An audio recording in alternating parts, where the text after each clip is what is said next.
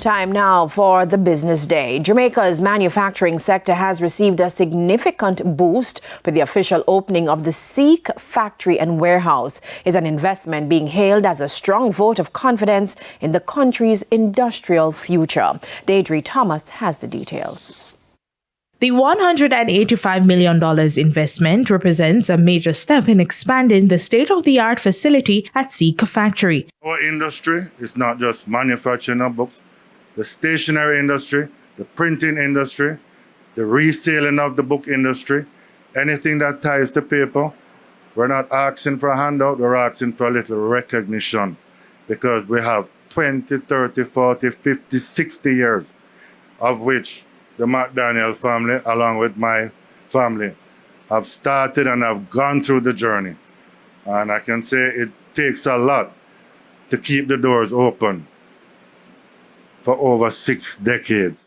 Managing Director of Stationery Office and Supplies, Alan McDaniels, said the construction of the 8,000 square foot facility was a strategic decision, which will result in an increase in daily production capacity by 300%. The new facility, it is designed to house the Seek factory, consolidating offices, storage, and production operations under one roof.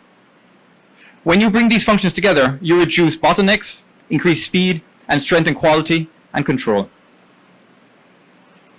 We have also invested $35 million in 3 advanced Seek pieces of equipment: a backstrap machine used to strengthen books, a ruling machine designed to increase ruling capability as much as 5-fold, an automated bookmaking unit capable of stapling, folding, cutting and binding exercise books in a single pass.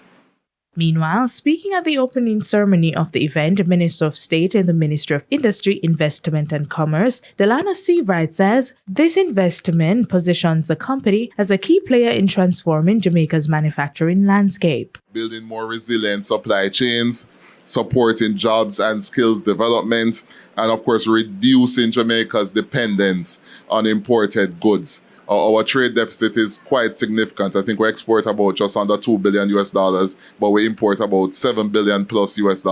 Of course, about 40-something% of that is fuel and oil, so that's understandable. But nonetheless, it shows that we need to find a way as best as possible to rebalance the scales as best as we possibly can.